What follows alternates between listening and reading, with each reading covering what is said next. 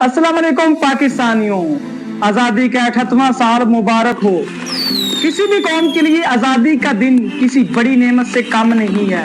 आज़ादी की कदर और अहमियत वही जानता है जिसने गुलामी की सी जिंदगी गुजारी हो, जिसने गुलामी में जिंदगी बसर की हो, वही आज़ादी की कदर और अहमियत जान सकता है। क्योंकि चाहे कैद सोने के पिंजरे में हो या हीरों से जुड़े कफस में, इस आज़ादी से बढ़कर कोई बड़ा नेमल बदल नहीं है। आज़ादी की कदर और अहमियत वही जानता है जिसने इसकी जद्दोजहद में हिस्सा लिया हो।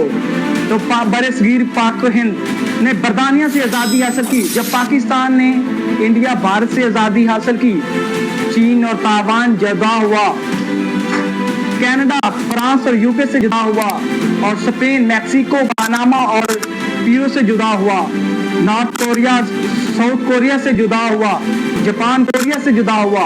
हर कौम, हर मुल्क, हर कौम ने आज़ादी के पीछे कई कुर्बानियां पेश की और आज़ादी हासिल करने के लिए, फ्रीडम हासिल करने के लिए कई कुर्बानियां पेश करके अपने वतन को हासिल किया। वतन हर किसी के लिए अजीज होता है। आओ देखते हैं आज के इस वीडियो में आज़ादी की कदर और अहमियत, इसकी हकीकत, इसकी अहमियत, की आज़ादी हासिल करने के लिए इसके पीछे की जद्दोजहद और बुजुर्गों की कुर्बानियां और लीडरों, मुस्लिम लीडरों की किरदार और उनकी काविश, उनकी कोशिश, जद्दोजहद आज के इस वीडियो में। As the British left in 1947, chaos erupted. Millions of Muslims, Hindus, and Sikhs suddenly found themselves on the wrong side of the border. They had to leave their ancestral homes, with millions of families separated until this day. The exodus of people triggered unprecedented violence, with mobs killing an estimated 1 million people and raping and abducting up to 100,000 women. What was supposed to be a celebration of independence from British rule turned into a bloody and brutal chapter in the history of the two countries. 75 years later, India and Pakistan remain bitter rivals, still disputing over their borders. There have been three. ये था वो पाकिस्तान जो अल्लामा इकबाल और कैद आजम के ख्वाबों की ताबीर था। 1857 की जंग आज़ादी के तकरीबन 90 बरस बाद 14 अगस्त 1947 को ये वतनी अजीज़े पाकिस्तान मार्ज़े वजूद में आता है और दुनिया के नक्शे पर उभरता है और अपनी आज़ादी हासिल कर चुका होता है। लेकिन इस आज़ादी को हासिल करने के पीछे कई मुसलमानों ने अपनी बुजुर्गों ने कुर्बानियां पेश की, अपनी जानों का नजराना पेश किया। तकसीम बरसगीर के वक्त इस वतने पाक में आने वाले, हिजरत करने वाले मुसलमानों को हिंदू इंतहा पसंदों ने निशाना बनाया और उनको बेदर्दी से शहीद किया गया।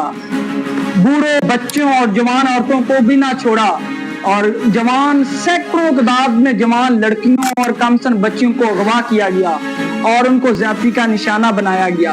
ये कहना आसान है, ये सुनना भी आसान है कि फलां की बेटी और बहन को अगवा किया गया और उसको अगवा कर लिया गया। ये कहना आसान है, लेकिन ये अमली तौर पर आज़ादी बरसगीर तकसीम के वक्त ये मुसलमानों खानदानों के साथ ये सानियात पेश आए और इसके अलावा हिंदू इंतहा पसंदों ने तलवारों, बच्चियों, कुर्बानों और सलाखों पर जिंदा नौजवानों मुसलमानों को उछाल कर शहीद किया गया।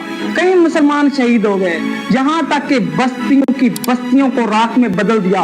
हर तरफ तबाही होती है, हर तरफ जुल्म ही जुल्म होता है, जुल्म की इंतहा होती है, हर तरफ तबाही होती है।